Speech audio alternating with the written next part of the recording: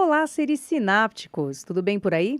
Eu sou a Marisa Fortes e está começando mais um Sinapticamente com ideias inspiradoras de gente do bem que fazem as nossas sinapses se iluminarem. Ele é médico, ele é psiquiatra, ele é presidente da Associação Médico Espírita do Estado de São Paulo.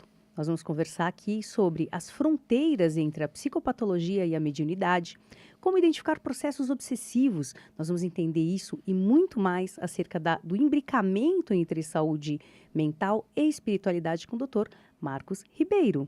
Falei certo seu nome? Falou Você corretamente, sabe que eu Marisa. acho que eu preciso de um psiquiatra? Ah, então já achou, tá aqui no momento certo. A Que gente já vai sair daqui com bom! tudo Eu tenho uma resolvido. neura que eu vou falar o nome das pessoas errado. Será que é algum tipo de toque isso que eu Ah, tenho? acho que pode ser uma obsessãozinha leve. Né, fazer tudo certo, Um né. perfeccionismo lento ali. Pois é, e como é ser um médico que declaradamente é espírita, dá muito valor à espiritualidade, entende esses processos dentro da saúde mental, porque Sim. essa linha é muito tênue, não é mesmo? É verdade, assim, é um desafio, mas ao mesmo tempo eu vejo muito como uma bênção.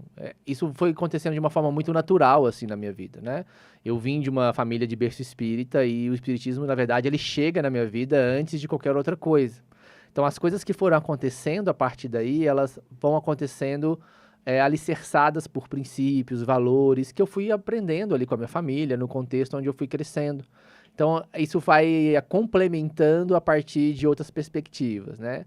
É claro que a gente sabe que dentro da prática médica, da medicina, às vezes existem muitas barreiras, muitos tabus, mas a gente vai buscando fazer essa construção e essa aproximação de uma visão mais espiritual, de uma visão mais espiritualista com a prática médica convencional, a partir também de pessoas que já trilharam esse caminho, né? Eu falo que a gente é muito abençoado porque nada acontece por fazer. Então a gente tem pessoas que vieram, como a doutora Marlene Nobre, doutor Bezerra de Sim. Menezes e tanto outros que são inspiradores pra gente nessa trajetória, que acabaram deixando, vamos dizer assim, a estrada já meio assentada, só pra gente poder vir e contribuir também com a nossa parte. Então, eu falo que é um aprendizado, e eu acredito que ser psiquiatra espírita, hoje talvez seja um dos meus maiores ganhos de aprendizado, porque cada hora que você senta para ouvir alguém falar das suas questões, trazer os seus desafios, é impossível você não refletir sobre as suas próprias coisas. Então, eu falo que é um empurrão evolutivo, assim, porque ou você reflete sobre você mesmo e cresce com aquilo,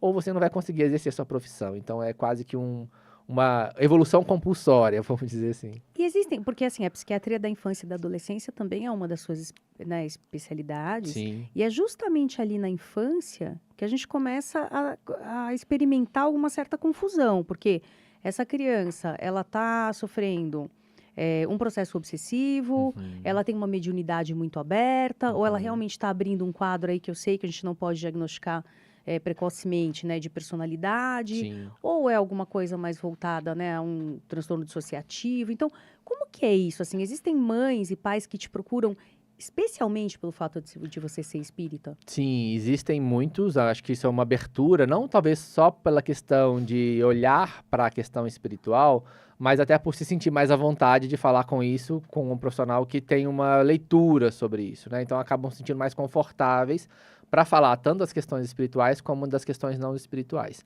Na infância tem uma particularidade muito interessante que a gente tem que pensar que é um cérebro que está ainda em desenvolvimento. E muito das vivências na fase da infância, principalmente na pré-escola e na primeira infância, elas acontecem numa perspectiva muito lúdica, né? Da criatividade, da imaginação, da brincadeira, né? É muito comum os amigos imaginários, né? Então a gente tem que tomar um cuidado com isso, de entender que podem ter vivências, sim, espirituais que vêm em conjunto com isso, né? Já de uma área, do momento do desenvolvimento, onde já existe uma afinidade maior para essa questão do lúdico, da afinidade, da imaginação, mas que a gente pode ter percepções também do ponto de vista espirituais que ficam mais acentuadas. Se a gente for na literatura espírita, a gente vai ver que essa é uma fase do desenvolvimento onde pode haver, né, uma abertura maior para essa comunicação, porque apesar da encarnação se dar ali ao nascimento, ela vai se fortalecendo ao longo do amadurecimento cerebral, né? A gente vai ver isso na obra espírita, principalmente nos dias de André Luiz, que isso vai até ali por volta dos 6, 7 anos, né? Dentro de um processo natural. Então, a criança pode também ter essas percepções, e isso não necessariamente caracteriza algo patológico. Esse é o mais importante da gente dizer, porque eu posso ter aquilo que a psiquiatria vai chamar de alucinações ou de alterações sensoriais, como ouvir coisas, ver coisas, né? Sentir coisas, mesmo na infância, isso não ser algo patológico, isso ser uma experiência natural da infância, tanto do ponto de vista do desenvolvimento mesmo, como a imaginação, que a gente falou, a parte lúdica, até como uma questão mais espiritual, assim. Então, a gente precisa ir caminhando para ver o quanto isso está afetando, o quanto não está afetando, se está gerando outras disfunções e prejuízos ou não, e não só pela característica de ver ou sentir ou perceber algo que pode estar muito bem explicado por outras condições que não patológicas, Me né? fala uma coisa, tem os amigos imaginários, né? Então, quando a Sim, gente fala de amigos imaginários, eu penso que pode ser algo muito saudável essa experiência, sim. né? E como saber se é um amigo imaginário mesmo, ou se é, por exemplo, um espírito que está ali brincando com a tua criança e que eles são amigos imaginários, digamos, de outra ordem, Sim. que não só psiquiátrica ou psicológica. Às vezes vai ser bem difícil fazer essa diferenciação, porque a criança também pode produzir esse conteúdo a partir de vivências ali do inconsciente, de coisas que é dela mesmo, mas vamos dizer assim, na linguagem espírita, mais anímicas do que mediúnicas nesse sentido. Então é muito difícil. O que vai ajudando, às vezes, a gente a entender são características mesmo dessa comunicação, né? Então, o que que me fala sobre, o que que nos distingue, por exemplo, a gente pensar sobre isso? O que que nos distingue quanto indivíduos? Então, por exemplo, se eu falo com você no telefone, a gente vai trocar uma mensagem, o que que me faz pensar que é você, Marisa, que está no telefone? Uma série de características, né? De personalidade, de tom de voz, de jeito, de forma de comunicar. Então, mesmo eu não havendo ou não tendo assim uma comunicação visual, eu consigo deduzir por uma série de inferências que a gente vai fazendo, né? Do ponto de vista espiritual, isso também acontece do mesmo jeito. Então, o que garante a personalidade, individualidade de alguém que já morreu, por exemplo, também é uma série de características que se mantêm ao longo do tempo e são ali vistas como uma personalidade, como, enfim, daquela pessoa. Então, dependendo dessa comunicação, daquilo que a criança vai trazendo, ou daquilo que ela vai percebendo, se isso vai se mantendo dentro de um contínuo, de um racional, de uma lógica que eu vou inferindo que aquilo se mantém e não vai mudando, depende do humor da criança ou do contexto, isso pode me levar, dentro de uma possibilidade, a uma apreciação talvez de algo mais espiritual. Ou outras características e revelações que vão acontecendo pelo próprio falar da criança, que também é possível de inferir algumas coisas. Agora, certeza a gente não vai ter. Certeza, certeza, só coral, na Só verdade. coral, é isso mesmo. Então, eu fico pensando assim, ó. Quando é o momento, agora uma parte mais psiquiátrica mesmo, Legal. quando é o momento, quando a criança é bem pequena, assim, de começar uma medicação. Porque a Uhum, gente sabe que a medicação é uma polêmica, uhum, né? Quando você fala, vão entrar aqui com ansiolítico e tal, os pais ficam uhum, muito preocupados, falam, gente, se essa criança aqui com 5, 6 anos, uhum, talvez mais, já está tomando uma medicação psiquiátrica, o que vai uhum, ser dela no futuro? Então, eu queria uhum. desmistificar um pouco, Claro, né, essa questão, esse medo. sim. Um fator muito importante, por exemplo, é que, principalmente na infância mais precoce, nessa infância inicial, a maioria das patologias, das psicopatologias, o tratamento de primeira linha sempre vão ser intervenções psicoterápicas, né? E isso tem um porquê e um racional de ser, não só pela questão do remédio, não é por uma questão de efeito colateral somente, ou risco, é porque a gente sabe que existe um cérebro que ainda está em formação. Então, ele está muito aberto para que as questões comportamentais e psicoterápicas possam ajudá-los a desenvolver essas habilidades sem a necessidade de uma medicação. No entanto, quando a gente vê um sofrimento significativo, um prejuízo importante das funções básicas, seja de aprendizado, de relacionamento, regulação emocional, a gente privar o indivíduo do tratamento, mesmo que medicamentoso, gera mais consequências negativas e mais prejuízos ao longo do tempo do que o tratamento. Então, eu vou dar um exemplo clássico dentro das patologias mais comuns que a gente tem ouvido falar, por exemplo, o TDAH, né? O indivíduo, então, uma criança que é diagnosticada com TDAH, e isso está gerando um prejuízo importante para ele ao longo de vários funcionamentos da vida dele comum, o não tratamento adequado, que envolve sempre um conjunto de associação entre psicoterapia padrão e a medicação, privá-lo desse tratamento vai gerar mais dificuldades e prejuízos ao longo do tempo, aumentando a chance de desenvolvimento de ansiedade, quadros depressivos, envolvimento em comportamentos de riscos, dificuldade de aprendizado, socialização, envolvimento com substâncias, do que o tratamento adequado com a medicação. Então, às vezes, a gente tem muito medo dos efeitos colaterais da medicação ao longo do tempo, mas se está em acompanhamento e bem alicerçado, o benefício do tratamento ele é muito superior a privar o indivíduo do tratamento. Que a gente precisa considerar essas outras hipóteses que podem se confirmar, que não Sim. serão tão fáceis assim de lidar, Claro. né? Quanto, por exemplo, uma drogadição, Sim. né? E a gente vai expondo ele ao risco, assim, porque a gente vai tirando a fase onde eu tenho mais possibilidade de adquirir habilidades para uma fase depois onde o cérebro já está um pouco mais cristalizado, vou usar esse termo, assim, um pouco mais rígido, com uma diminuição ali da neuroplasticidade para que consiga desenvolver algumas habilidades. Então, o tratamento precoce, que não é exclusivamente medicamentoso, mas também pode ser, dependendo da gravidade, ele é mais benéfico do que maléfico nesse sentido. Tem uma questão interessante que, assim, ao longo da minha carreira no consultório, eu Sim. atendi muitos adultos com transtornos de ansiedade social muito claros e que na infância tinham apresentado um quadro bem coerente, né, com essa nosologia, assim, de se trancar dentro do armário quando chegava visita, no momento, né, de frequentar a escola ali no primeiro, segundo ano, era muito sofrimento, Sim. choro, né, então eu fico pensando, será que uma medicação, como na fase adulta ajuda muito, teria ajudado essas crianças? Porque daí você vê uma cronicidade do transtorno a partir de Sim. anos de sofrimento, Claro. né, desse quadro, assim. Qual que é a tua opinião sobre Isso é muito legal, assim, porque a ansiedade, a gente vai estudando, por exemplo, na psiquiatria da infância, que ela é um caminho. Então, quando a gente vê lá na fase adulta, na adolescência, esses sintomas mais exuberantes, assim, ou quadros fóbicos, as fobias, quadros de transtorno de pânico, as ansiedades mais graves, em geral, se a gente vai fazer a perspectiva do que foi para trás, a gente vai ver o caminho certinho. De forma que, por exemplo, dependendo da idade, a gente tem prevalências diferentes de alguns transtornos. Por exemplo, por volta ali dos 5, 6 anos, é muito mais comum a gente ver o quadro que a gente chama de ansiedade de separação. Se isso não é cuidado, não é trabalhado, isso vai caminhando para uma questão que a gente chama de uma fobia social, que é uma dificuldade, por exemplo, de apresentações em público, de relacionamento com indivíduos, de contato, de fazer comunicações em outros meios, vai ficando mais recluso. Se não é cuidado, mais à frente da adolescência, a gente tem um pico de ansiedade TAG, de transtorno de ansiedade generalizado. E assim a gente vai vendo esse caminho certinho acontecendo, né? Então, se a gente vai percebendo esse tipo de sintomas mais precoces, de forma que está gerando disfuncionalidade, a gente intervir, a gente vai como se barrar esse caminho, ou então diminuir esse caminho, para que habilidades sejam construídas e isso vai propiciando. E às vezes pode ser necessária a medicação. Você consegue mudar o rumo dessa história, A né? trajetória, Olha que ela coisa pode ser diferente. importante que É você está muito contando. importante. Porque eu vejo, assim, sintomas exuberantes, como você falou, assim, de rubor excessivo, a pessoa começa a suar, mesmo em reuniões familiares, quer dizer, é Sim. muito sofrimento mesmo, né? Sim, e é um sofrimento tanto para o indivíduo, às vezes também quanto para a família, né?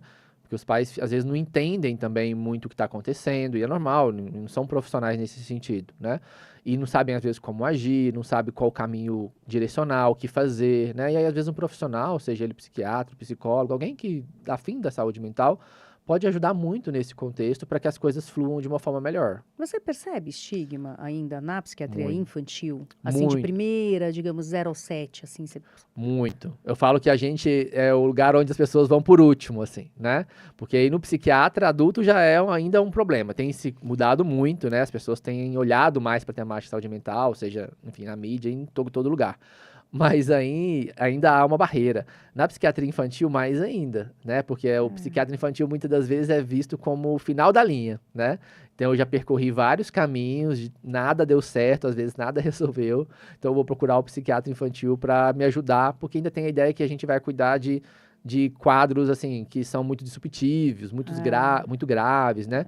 E a psiquiatria infantil, ela trabalha com desenvolvimento infantil, né? Tanto com questões que são difíceis e podem trazer problemáticas específicas, mas também incentivando condutas, comportamentos, sistemas de educação, de orientação, que possibilitam ganhos de habilidade, numa visão mais salutogênica mesmo, nesse sentido, Então, você sabe? está trazendo um ponto que você fica entre a cruz e a caldeirinha. É. Por quê? Se você não medica, paguei para nada, olha aí. Sim, Se você medica, vai dopar meu filho. é justamente. Né? Então, enxergar o psiquiatra, não só de crianças, como de adultos, como um médico que está ali só para verificar a tua saúde mental e te acompanhar, sem necessariamente medicar, porque eu já cansei de mandar paciente para Sim, psiquiatra e falar, sim, olha, vamos aguardar e vamos observar o claro. desenvolvimento da psicoterapia, né? Vamos dar um Uhum, tempo, e aí, dependendo da adaptação, a gente medica ou não. sim. Então, o médico psiquiatra não é sinônimo necessariamente de uma medicação. Justamente, é muito Falei errado? não, falou certíssimo, tá certi e isso é uma dúvida frequente no consultório, né,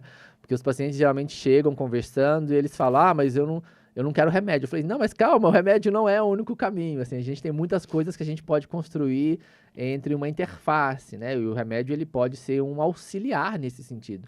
Às vezes, pensando em adulto, às vezes é até mais difícil essa desconstrução de trabalhar com os indivíduos, eu me esforço muito nesse sentido de, olha, o remédio ele é um ponto do tratamento, mas se a gente deposita também toda a expectativa e toda a solução da questão somente na medicação, a gente não caminha. Então, eu costumo usar uma imagem para falar com eles, que é como se a gente fosse o tampo de uma mesa, né? Como é só a nossa vida e nós fôssemos um tampo de uma mesa. Se nós nos apoiamos num único pé, essa mesa tem um único pé, se esse pé quebra ou está ali um pouco defeituoso, a mesa vai balançar, esse tampo pode virar e eu posso ter a sensação de tudo aquilo que eu construí sobre ela, meus sonhos, meus objetivos, meus desejos, também desmoronam ao mesmo tempo. No entanto, se eu tenho uma mesa com vários pés, equilibrando essa mesa, com várias sustentações, por mais ou menos que um deles fraqueje um pouco, ou esteja com algum problema, eu tenho outras sustentações para isso. E eu posso me apoiar nelas para que eu consiga lidar com as outras. Entendi. Então, se eu coloco o remédio como única solução de tudo que eu estou vivendo e não busco construir esses outros pilares que envolvem relações sociais e familiares, envolve espiritualidade, envolve atividade física, envolve sono, envolve psicoterapia, uma série de coisas que cada um de nós pode pensar, aquilo que cabe na nossa vida naquele momento, eu fico na base do remédio e se a coisa não vai muito bem da forma que eu esperava, às vezes eu tenho a sensação de que a coisa não está funcionando, de que não está caminhando, de que as coisas não estão solucionando. Então eu sempre busco para a gente construir, assim, vamos construir vários pilares, né? Quais são os pilares possíveis de construir na minha vida nesse momento, para que eu tenha uma saúde mental sustentável, né? Eu acho que essa é a perspectiva do É. tratamento. Nossa, tem tanta pergunta. Então, Vamos vamos lá. lá. Tem uma que é bárbara, assim, que eu quero muito falar disso porque traz muita angústia aos pais, Legal. que é sobre o transtorno desafiador opositivo ou Uhum. opositor, né, Aham. Que é o desafiante. TOD, é. O TOD, o bendito O TOD. bendito TOD. Como é que é? Porque, assim, a gente tem ali um comportamento que é um comportamento difícil, que Uhum. muitas vezes passa por um julgamento de caráter, que a Claro. gente não pode, né, antes dos 18, diagnosticar como algo de personalidade, mas que Uhum. fica ali como um pródromo, né, um sinal. Sim, E aí tem a questão espiritual também da obsessão, que talvez tenha algum sim, imbricamento aí com sim. isso. Como que é isso para você? Então, se você pega um pacientinho que apresenta esse quadro, como que é a tua conduta? Uhum. Isso entra uma coisa muito legal. Primeiro, assim, o tratamento de base do TOD, ele é psicoterapia padrão, né? Então, assim, dos transtornos infantis, é alguns deles que a gente não tem uma indicação de tratamento medicamentoso pro transtorno, né? A medicação, ela entra muito mais para tentar lidar com alguns comportamentos que podem ser mais danosos, tanto para o indivíduo como para De terceiros. impulsividade, por Impulsividade, exemplo? às vezes agressividade, violência, mas ele não trata o TOD, né? O TOD ele é tratado com psicoterapia e orientação parental, que é o tratamento de primeira linha. Então, eu costumo brincar, a gente brinca na psiquiatria da infância, mas é uma verdade que a psiquiatria da infância deveria chamar psiquiatria da família, porque não tem Sim, sim, como você sim. cuidar da criança sem pensar numa série de manejos da família, que a gente chama de parentalidade, que é a estratégia de cuidado entre pais e filhos, visando esse estabelecimento. Então, assim, terapia de primeira linha para TOD, treinamento parental, porque as coisas vão acontecendo. Então, esse é um ponto. Do ponto de vista médico espírita, que é a nossa percepção, a gente entende que, por mais que a questão espiritual não seja a causadora do sintoma ou do transtorno, e a gente poderia generalizar para qualquer um deles, ela pode ser um fator de piora ou de agravamento da condição.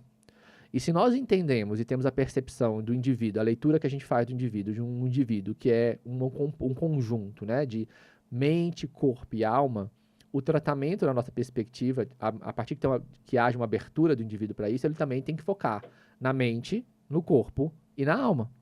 Então não dá para excluir uma coisa da outra. Então o que a gente vai trabalhar é sempre, olha, o que eu estou fazendo que está no ponto de vista mental, do ponto de vista da psicoterapia, psíquico, o que que eu posso fazer do ponto de vista físico, seja a utilização da medicação, algum outro instrumento, Esporte, atividade né? física, enfim, isso é uma coisa importante.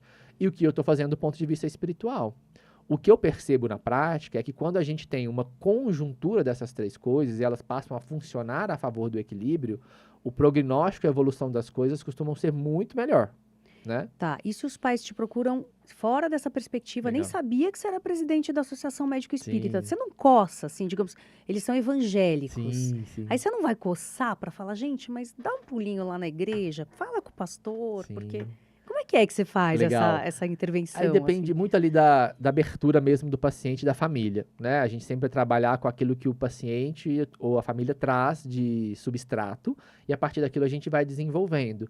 Mas eu acho que uma grande estratégia para a gente trabalhar a favor do paciente e da família é a gente partir também de princípios e valores. Porque essa comunicação de valores e princípio, ela transcende, às vezes, uma visão religiosa específica X ou Y.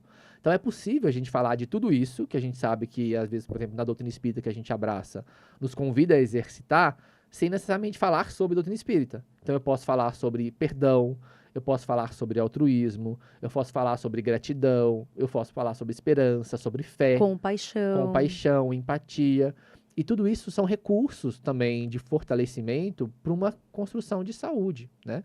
Existe até uma visão dentro da psiquiatria que vem crescendo cada vez mais, que é da psiquiatria positiva ou da psicologia positiva, em que se foca justamente na construção daquilo que eles chamam de virtudes ou forças de caráter como promotor de saúde mental. Então dá para a gente chegar no mesmo lugar, mesmo como um bom mineiro que eu sou, indo pelas beiradas, né? Pelas beiradas. É. E essa ideia da gente sair de uma perspectiva de tratar de problemas e tratar de potencializar virtudes é uma perspectiva inovadora, embora Sim, tenha há muitos anos já, sim, mas agora que realmente se usa isso na prática clínica. sim. Então, é inovadora e é muito positiva e tem tudo a ver com o espiritismo. Muito a ver. Porque o bem pensar, afinal, Sim.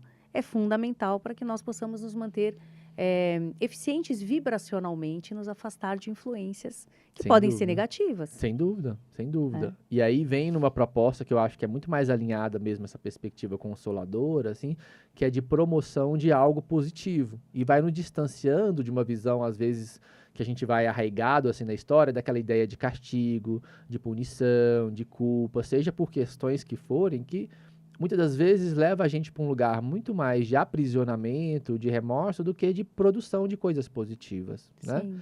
Então, costumo dizer, eu estava falando isso hoje cedo, conversando com alguns amigos, né? Que a vida eu acho que ela tem que ser vista como se fosse um carro. Imagina que a vida é um carro que a gente está dirigindo, né? E existe uma característica do carro muito importante, que ele tem um para-brisa gigantesco e um retrovisor pequenininho. Então, se a gente está Nossa. dirigindo um Aham. carro e a gente passa a dirigir o carro, imagina que a gente está lá naquelas estradas do deserto do Texas, lá nos Estados Unidos, que você não vê fim, né? Como se a vida fosse aquela estrada. E a gente passa a dirigir o carro olhando para o retrovisor o tempo inteiro, inegavelmente, em algum momento a gente vai bater, sofrer um acidente, porque a gente está olhando para o retrovisor. Então, o convite é para que eu olhe para frente e, de repente, em algum momento, eu vou revisitando o retrovisor para que aquilo possa me sinalizar algo que me oferece risco ou perigo, para que eu possa continuar seguindo em frente.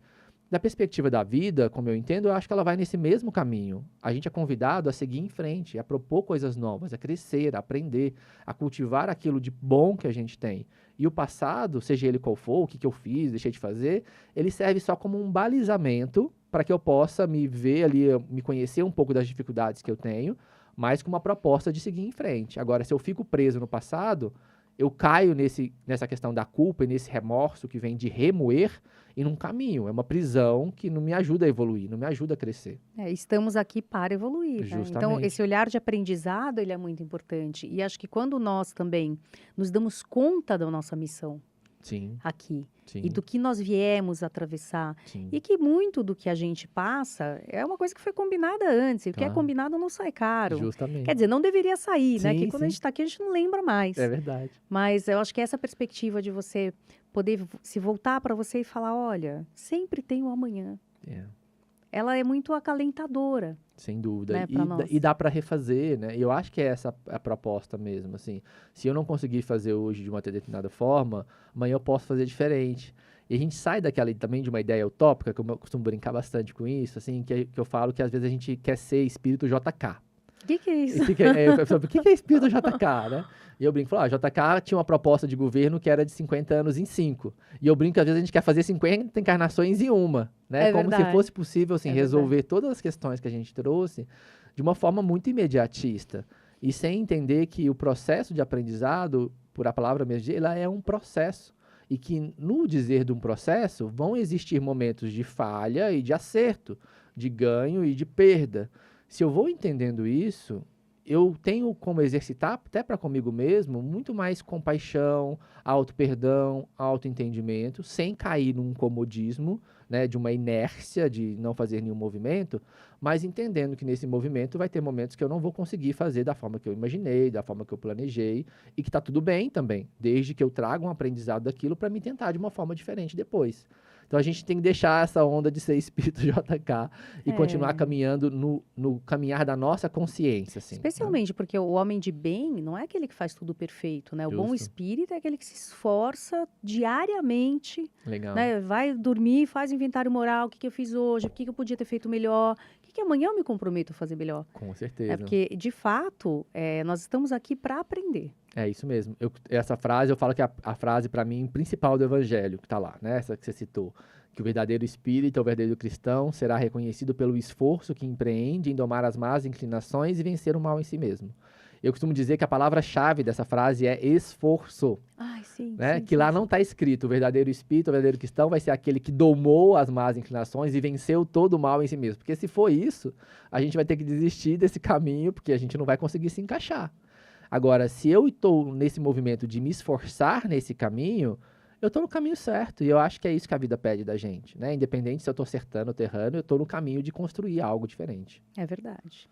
Bom, vou fazer um comentário aqui no estilo pinga-fogo, porque, Vamos lá. cara, é inevitável que se fale desse tema. Claro. Eu não quero datar o programa, porque daqui a 50 anos espero que alguém te veja e Ah, que aprenda com legal. você o tanto que eu tô aprendendo. Que isso. Mas é inevitável falar daquele garotinho de 9 anos, né? Que entrou numa Sim, clínica veterinária e matou muitos bichinhos de uma maneira sim, muito cruel. sim, Então, se você não viu essa notícia, não sei em que sim. planeta você esteve, mas dá uma procurada no Google, foi algo muito triste, Sim, né? E que eu acho que a gente precisa ter um olhar sem julgamento, claro. né? Mas garotinho de 9 anos que entra numa clínica veterinária e mata os bichinhos que Uhum, estão ali vulneráveis. O uhum. que aconteceu ali, doutor? Legal. Então, isso é um ponto muito sensível da gente dizer mesmo, assim, porque a gente pode ter um olhar num recorte só do fato, que já é horrível da gente pensar, tanto pelos animais como pela criança, também nesse sentido, né? De imaginar o que uma criança de 9 anos com um comportamento cruel nesse sentido. Então, a gente tenta fazer esse afastamento de julgamento para entender que tem dois pontos muito frágeis, um tanto contra o outro, tanto os animais como a criança. O que a gente vê dentro de comportamentos assim de violência infantis, tá?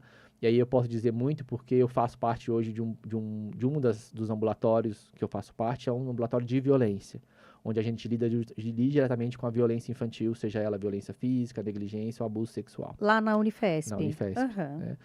E hoje em dia, o que a gente vê? É muito comum que haja uma reprodução de violência. Então, não conheço o caso em detalhes, mas o que vai me dizer o que essa criança pode ter já sofrido de violência? Porque talvez ela também tenha aprendido, né, que violência é normal. Talvez ela aprendeu, inclusive, que afeto e amor se dá através de violência. Então, ela pode ter sido uma criança também que sofreu várias violências nesse sentido. Pode ser uma Então, linguagem. uma linguagem que foi apreendida nesse sentido. E aí, por um momento em que eu não sei qual foi a motivação ali, também não estou por dentro desses detalhes, eu acabo reproduzindo ou naturalizando mesmo essa violência, né? Então, a criança também ela pode ser, ao mesmo tempo, entre aspas, assim, uma vítima de todo um desencadeamento violento do mundo nesse sentido, né? E aí é importante a gente olhar para isso, porque eu posso ter ali uma construção, e aí eu vou ter que ver as estratégias para mudar o roteiro dessa criança dentro do que é possível fazer também, né? Ou poderia, talvez, também não conheço o caso, mas Claro. ter sido algo pontual como uma crise. Sim. Poderia ser alguma coisa? Um surto? Poderia, Não sim. pode falar surto.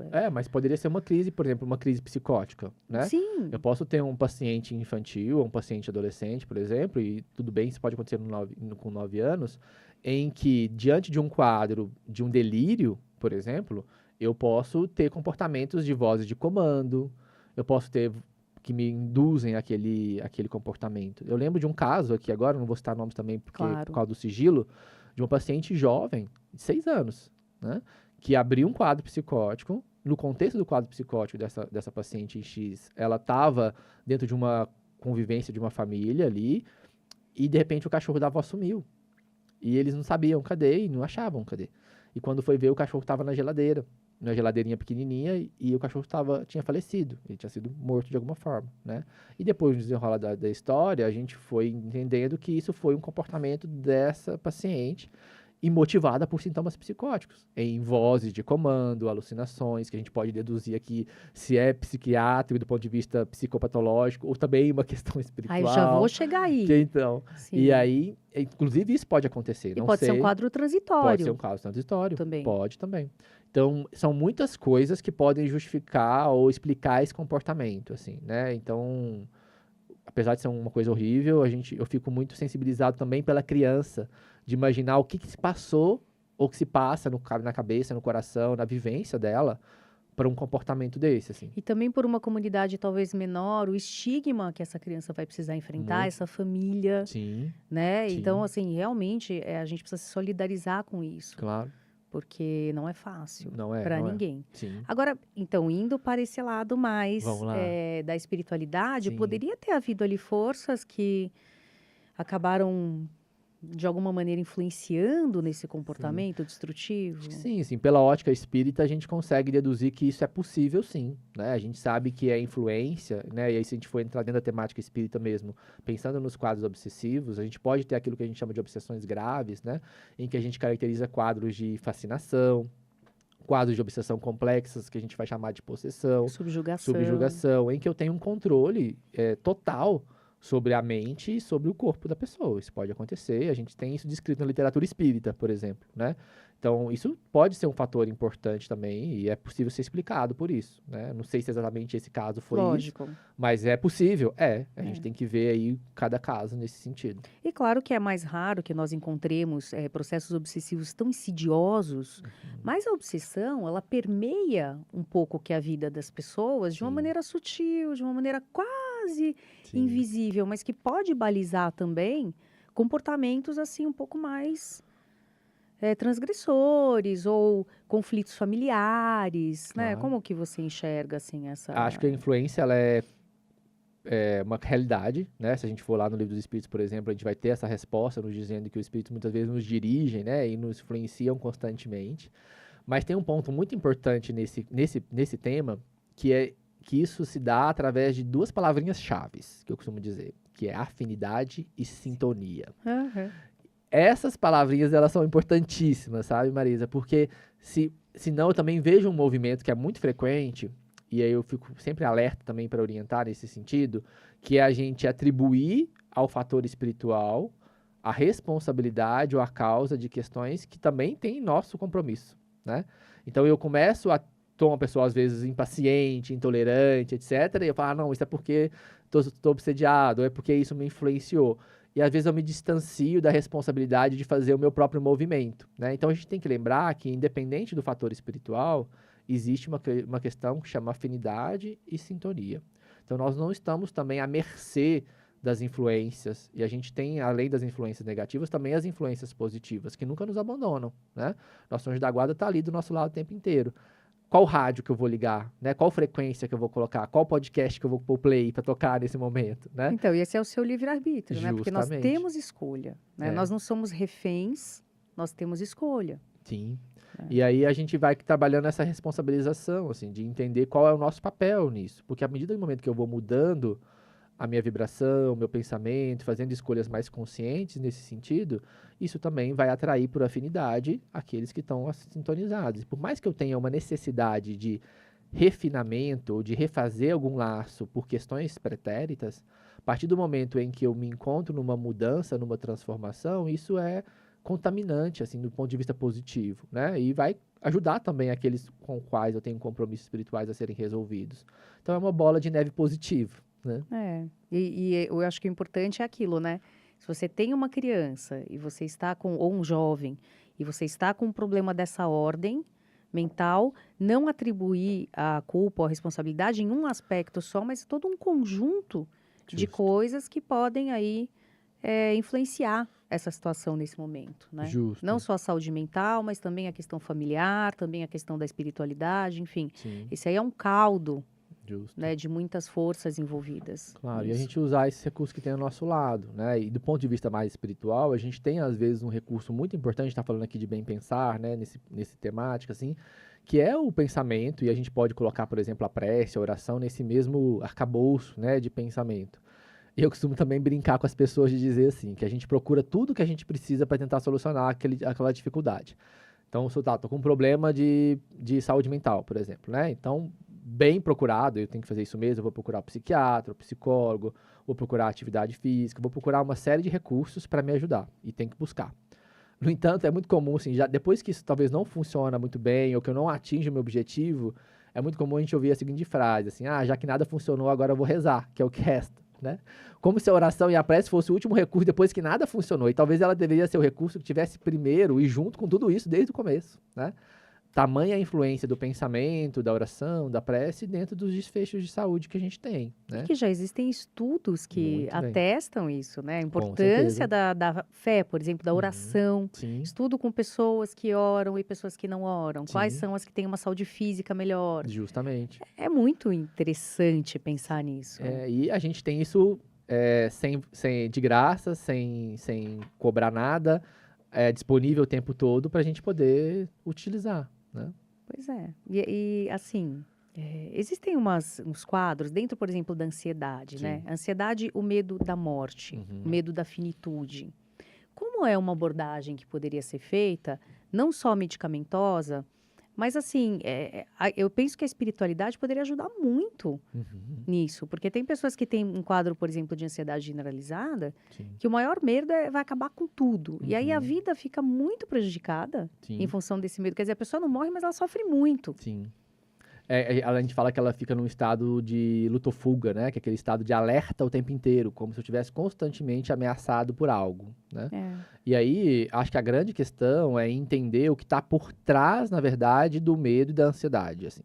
Porque às vezes, por trás do fato, assim, do medo de morrer, existe um outro medo que está por trás disso, no sentido de que talvez eu não tenha coragem de fazer algumas escolhas, talvez eu não tenha coragem de tomar algumas decisões, talvez eu preciso rever algumas relações que estão ali ainda mal resolvidas, porque a morte ela simboliza o fim de algo, né? Agora, se tá tudo bem, né, nesse processo, o fim de algo não é tão amedrontador nesse sentido, né? Ele passa a ser uma consequência natural do processo. Agora, se tem coisas ali que estão mal resolvidas, que eu preciso pensar, preciso resolver, preciso rever, seja de relações, enfim, são N as possibilidades. A morte como fim, ela gera um negócio, uma sensação de incompletude, como se eu não tivesse finalizado algo. E aí ela se torna cada vez mais amedrontadora, pode se tornar, né, cada vez mais amedrontadora nesse sentido. Então, eu costumo dizer que por trás do medo da morte tem o medo, o receio de ter que resolver alguma coisa que está mal resolvida. E aí resolver isso é um ponto importante para que o efeito, né, o sintoma medo de morte seja diluído, assim, vai perdendo força, né, nesse contexto. E aí as pessoas falam assim: ah, o espírita é um cara que é muito otimista, porque o que, que ele faz? Ele inventa uma fantasia de que existe vida após a morte para não sofrer com a perspectiva da morte, Aham. né? Então, essa é uma visão um pouco cínica Sim, dessa nossa ideia, mas o fato é que quando você vê uma perspectiva evolutiva, não sei no seu caso, mas claro. é um grande alívio saber que não acaba nunca, Sim, né? Cessa a existência, mas a vida permanece. sim. Essa existência. E isso é consolador né, nesse sentido, né? De entender que as coisas não se findam ali. Porque acabar tudo, né? Se constrói, se aproxima assim de uma imagem muito parcial, às vezes punitiva mesmo da criação, se a gente fosse pensar nesse sentido, né? Vamos só fazer o exercício da gente se colocar nesse lugar, né? Imagina a gente com os nossos filhos. Imagina a gente com os nossos filhos que tiveram uma vida, com os seus equívocos, seus facetos, enfim, e de repente, olha, acabou. Então daqui não tem mais jeito, ou não vai existir mais nada, e você não vai ter contato com mais ninguém, que você amou, que você se esforçou, que teve toda uma luta, ou você vai ser condenado, por exemplo, a permanentemente permanecer no inferno ou no céu pelas escolhas que você fez nesse período, né? A gente não teria coragem de agir assim para com os nossos filhos, para com as pessoas que a gente ama.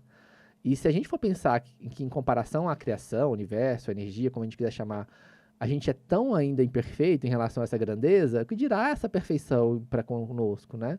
Então a gente imagina que se a gente não tem esse sentimento para com aqueles com os quais a gente ama, essa criação, Deus, enfim, não vai nos tratar dessa forma. Então, a ideia de continuidade, ela nos aproxima, no meu entendimento, muito mais de um Deus de amor, de acolhimento, de misericórdia, que está aqui nos ajudando para que a gente possa crescer e se aperfeiçoar, do que de uma visão punitiva, de castigo, ou mesmo a ausência de alguma força que explique tudo isso, que a gente não consegue explicar só pela matéria. E tem um aspecto assim importante, que pensar nas crianças, né, como o futuro, Uhum. e pessoas nas quais seria muito interessante a gente investir. Sim. Como é importante, seja dentro de qual religião for, qualquer Uhum. uma, você dá uma educação baseada em valores, Sim. né, cristãos, por que não? Sim, sim. Né? De Então, respeito, de altruísmo, respeito, fraternidade. Então, por exemplo, no Espiritismo nós temos ali as escolas de moral cristã, Sim. né? Qual que é a sua opinião sobre a influência dessas escolas nos nossos jovens, nas nossas crianças? Legal. Eu também conversava disso hoje de manhã com os Nossa, amigos. não tem Tá coincidência. no mesmos papos aí, tá muito É. bom. E aí eu explicava uma coisa que é muito importante a gente entender. Não sei se todos que nos escutam sabem disso, mas, por exemplo, o nosso cérebro ele não nasce pronto, né? A gente nasce com um pré-modelo ali formado, mas tudo aquilo que a gente vai aprender a ganhar de habilidades e ferramentas, isso só se constrói do ponto de vista fisiológico, neurofisiológico, através de estímulos, né? Que a gente vai sofrendo a partir das experiências que a gente vai tendo. Então, se a gente pegasse um bebê numa situação hipotética, por exemplo, garantisse todas as necessidades básicas de sobrevivência, como alimentação, proteção, segurança, e a gente deixasse ele fechado numa sala escura durante 10 anos, e a gente fosse lá conversar com ele depois, a gente não reconheceria ali um ser humano. E todas as habilidades que hoje pra gente são muito naturais, por exemplo, de raciocínio, de emoção, de sentimento, de pensamento, de atenção, de memória, não estariam desenvolvidas, porque elas não se desenvolvem sozinhas, nosso cérebro não tem essa programação. Ela se desenvolve através das relações, através dos estímulos. Então, se eu não coloco esses estímulos de valores, de princípios que são construídos aí desde pequeno, E que são relacionais. são inteiramente relacionais, não tem como aprender de outra forma, eu não crio a base para que eu lide com isso, para que eu tenha substrato para isso. Então, fica muito difícil ir incorporando isso, inclusive depois em outros momentos de vida, ou ir assimilando, porque eu perco uma fase do desenvolvimento infantil, que a gente comentava no início, que é uma fase muito crítica de experiências precoces, em que eu tenho uma abertura maior para isso, e que depois fica mais complicado. Só para finalizar esse tópico, para entender, é igual aprender inglês. Se eu estou numa escola bilíngue desde pequenininho e vou ali numa escola bilíngue, eu saio falando fluente inglês, com sotaque, né? Sim. Perfeito. Vai aprender inglês depois dos 40 anos. Nossa, A dificuldade que É. é muito mais difícil, porque aí o cérebro está mais cristalizado, a neuroplasticidade já diminuiu um pouco para algumas funções, né? Então isso vai nesse mesmo raciocínio, a construção dessas relações ela é primordial na infância. Teve uma história dos bebês romenos, não tinha dos bebês da Romênia? Sim, Lembra sim, disso? Que eles sim. eram cuidados por profissionais, mas eles não tinham esse cuidado Afetivo. afetivo, Sim. né? E acabaram se tornando crianças que desenvolveram até uma intelectualidade um pouco mais inferior, Muito. mais embotadas, né? Com Mas no certeza. momento em que elas passaram a receber estímulo, Uhum. elas floresceram muito rápido. Sim, Ou seja, o cérebro humano é uma máquina maravilhosa. maravilhosa. E a base desse estímulo, principalmente em infância, a gente falando aqui de saúde mental, né? As pessoas me perguntam, assim, o que eu poderia fazer de melhor, de prevenção, de estratégia de prevenção para meu filho e para minha filha, que seja o melhor, o best do best, vamos dizer assim, né? E seja aqui no Brasil, nos Estados Unidos, em Londres, qualquer lugar do mundo.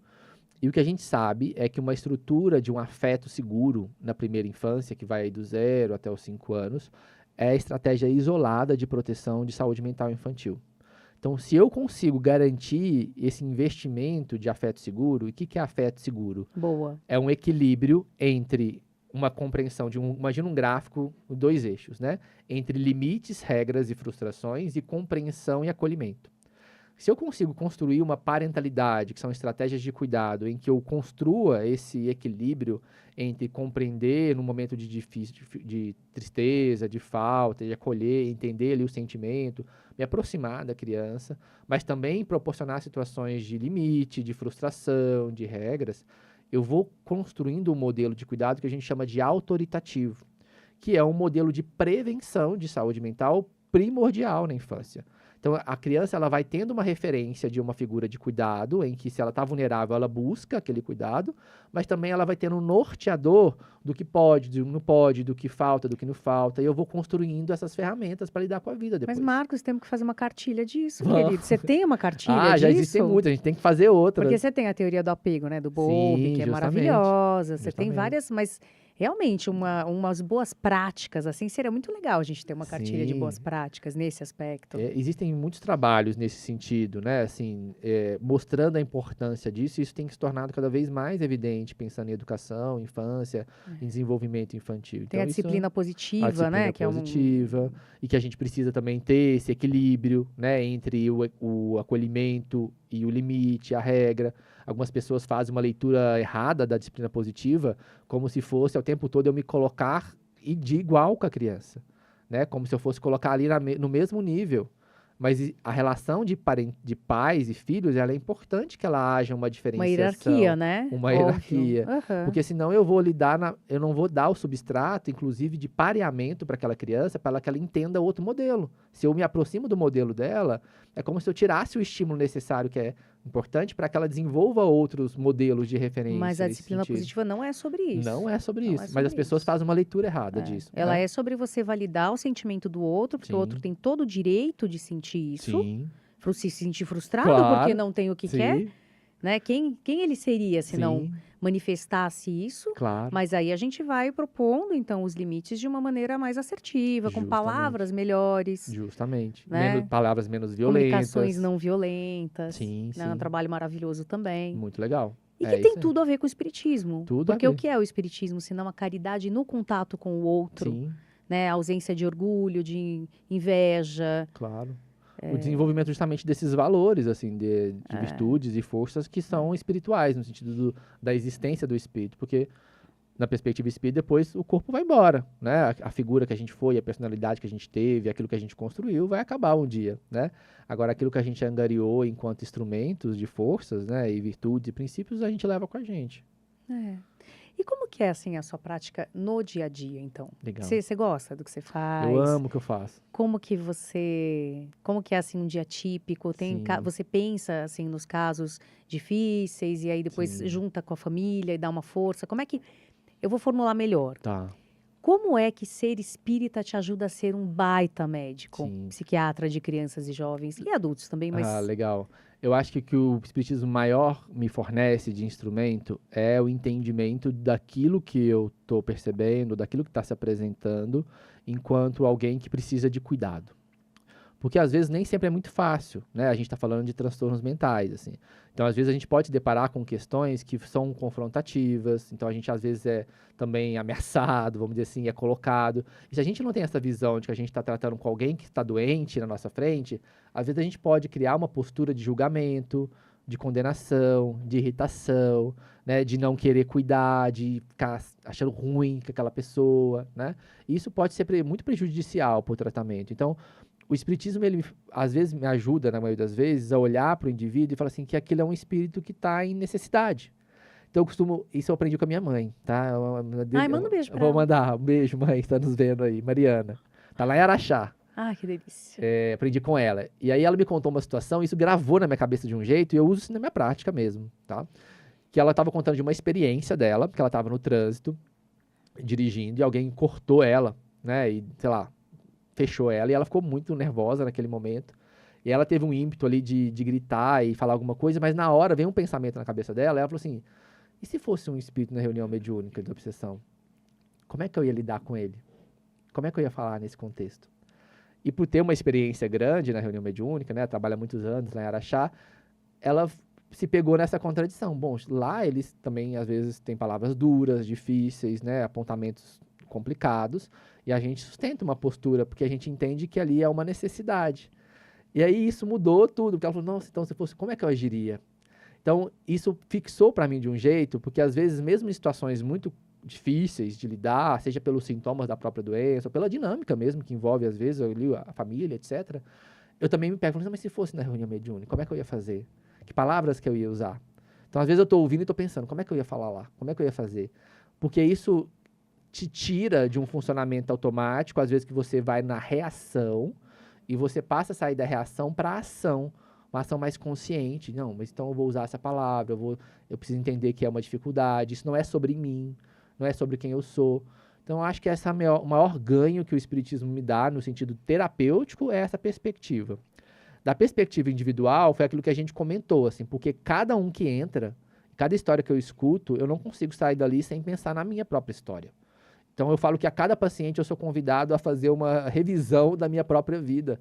E isso é uma coisa que eu não tenho escolha, né? Eu não escolho revisar ou não revisar. A partir do momento que eu entro em contato com aquela dor, aquilo vai acionar alguma coisa em mim e que vai me gerar uma reflexão. Então, eu acho que é um catalisador evolutivo nesse sentido. Voltando ali ao que você estava dizendo, uma Sim. pergunta que eu gosto muito e que me ajuda muito é, Deus me livre também me comparar, não é nem isso, Claro, mas sim. o que Jesus faria nessa situação, Legal. nessa circunstância? Sim. Porque sendo ele nosso modelo de conduta, né? E aí as pessoas colocam Jesus como aquele... Longe, Gente, né? Jesus era um cara muito bom, era um cara, assim, de outra cepa, que veio para mostrar alguma coisa pra gente. Então, pô, 2024 anos depois, a gente ainda fala desse cara Sim. como alguém muito especial que esteve por aqui. Sim, E nós sabemos que outras figuras muito especiais também estiveram aqui. claro. Talvez não do quilate dele, mas muito Sim. próximas. E que provavelmente se perderam na areia do tempo, nas histórias. Mas que, né, ele, então, é um emblema, ele é um símbolo do que a gente pode Sim. alcançar. Desse modelo e guia mesmo para todos nós, né? E eu penso que talvez a empatia seja nas relações algo muito importante que é muito difícil de exercer, a gente não consegue exercer. Sim. Como profissionais da saúde mental, a gente não consegue facilmente ser o tempo todo empático, mas se a gente tenta pelo menos fazer esse movimento, a gente percebe um grande ganho na nossa prática clínica. Não sei se você Muito. se identifica com isso. Sim, e entra nessa questão de um exercício, né? Porque essas habilidades, por exemplo, a empatia, a compaixão, são instrumentos, né, cognitivos, emocionais, que são possíveis, né, passíveis de serem desenvolvidos, trabalhados, aperfeiçoados, né? Então não é algo que você tem ou não tem. Então mesmo que seja uma coisa mais difícil, você pode ir aprendendo com isso e ganhando recursos, né? Buscando instrumentos, supervisões, aperfeiçoamentos, olhando, fazendo a sua própria terapia, que é essencial, né? Senão a gente não faz nada. Então isso vai dando recursos para que a gente possa ir se aperfeiçoando. A gente pode aprender a ser melhor cada vez, né? E uma coisa muito boa, e que acho que ajuda também nos momentos de crise, é que na dificuldade a gente cresce mais e mais rápido. Sim. Então, se não tivesse dificuldade, a gente talvez, sabe, ficaria ali Mais marcando moroso, passo, né, no nosso processo, e a gente não está aqui para isso, a gente está aqui para correr mesmo, Sim, né, para fazer acontecer. sim. Especialmente porque a gente está passando um momento muito especial da humanidade, né? Claro. Essa transição que a gente tem feito, Uhum. planetária. Sim.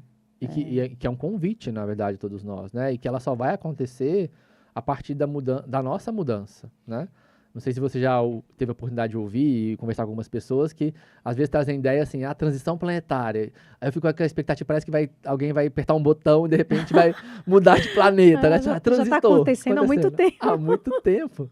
E ela é algo que acontece a partir de nós, né? Isso que é o mais importante É da a gente nossa tomar mudança a nossa que faz mudança. acontecer. Não é um mundo que vai acontecer por ele de uma hora para outra. A partir do momento que a gente muda, a psicosfera do planeta muda, a humanidade muda e as coisas mudam, né? Então a gente precisa mudar a gente primeiro, antes de tudo. E temos que ficar espertos, né? Sim, Para não sermos os novos exilados de capela. Porque Justamente. senão, Daqui a pouco a gente nem aqui fica, né? Vamos pro planeta chupão todo mundo. É verdade, vai ser para outro lugar.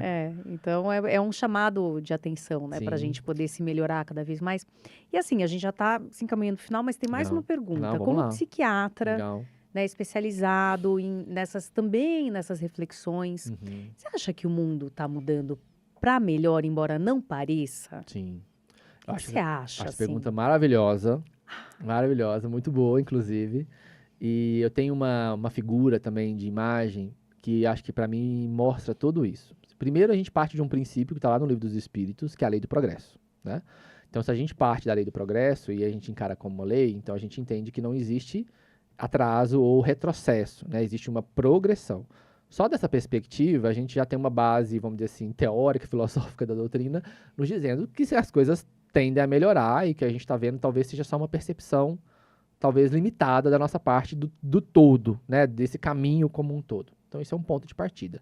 Mas para ilustrar isso, eu gosto muito de uma imagem que eu ouvi de uma vez, acho que foi de uma palestra, alguém citando, ou não sei onde eu ouvi, do Sai Baba. E que ele vai comparar, o Sai Baba é um guru indiano, e ele vai comparar o mundo com um quarto escuro. Tá? Então imagina que a gente está entrando no quarto escuro, tá um breu, e a gente entra ali batendo a canela, tropeçando, assim, pisando em cima do outro, a gente não está vendo nada. A partir do momento que a gente vai caminhando enquanto humanidade e a gente vai ampliando a nossa consciência, é como se a gente fosse girando o interruptor desse quarto. Então, uma luz mínima vai se fazendo e ela vai aumentando à medida que a gente vai aumentando a nossa consciência humana. Só que a partir do momento que eu vou aumentando essa luz, eu começo a perceber coisas que estavam nesse quarto e sempre estiveram ali, mas que eu não percebia e não me movia porque eu não enxergava elas.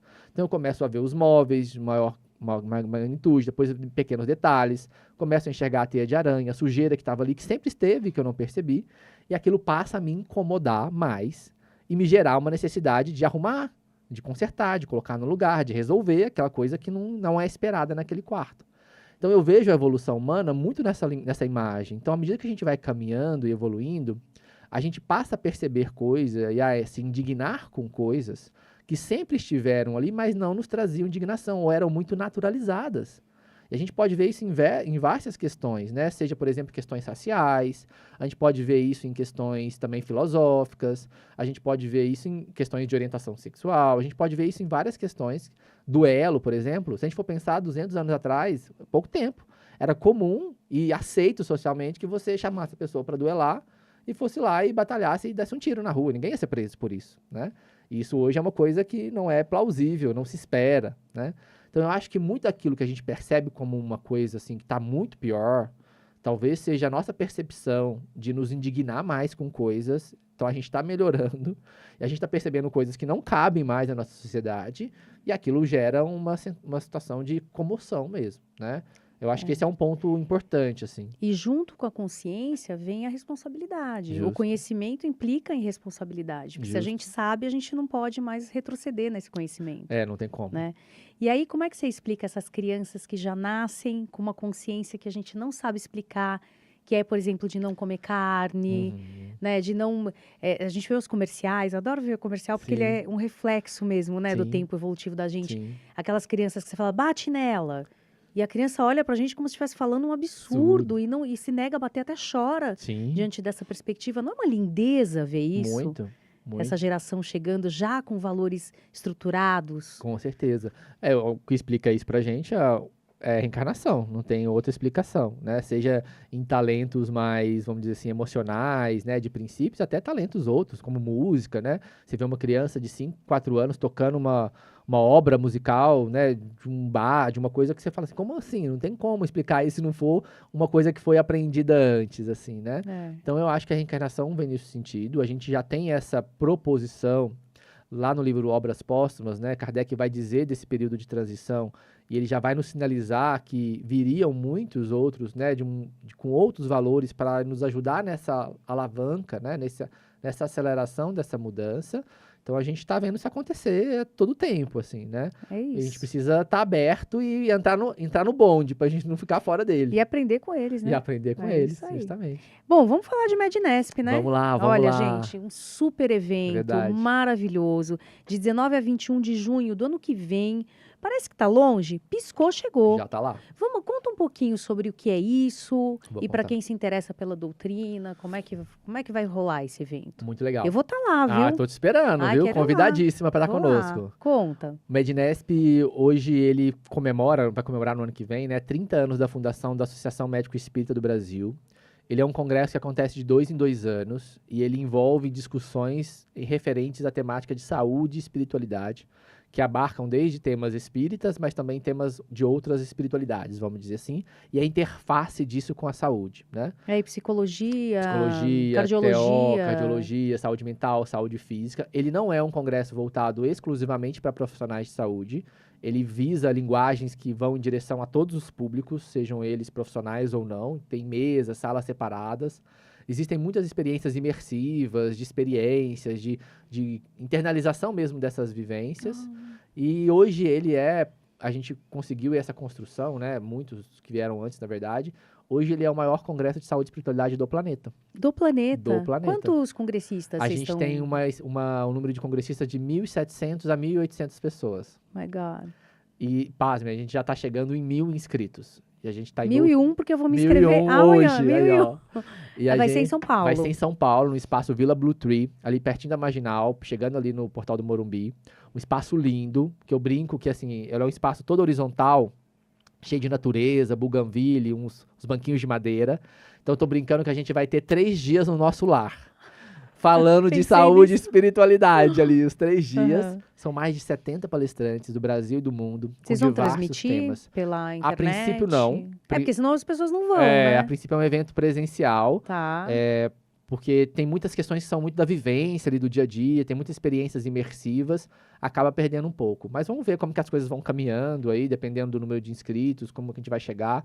A gente vai combinando isso ao longo do processo, mas por enquanto só presencial. E ainda dá tempo das pessoas inscreverem trabalhos ou já fechou? Ainda não abriu para trabalho científico, você fala? Ainda não abriu, vai partir agora de novembro e dezembro, vai começar as inscrições para trabalhos científicos. Olha lá, gente. Tanto para apresentação de pôster como para apresentações orais.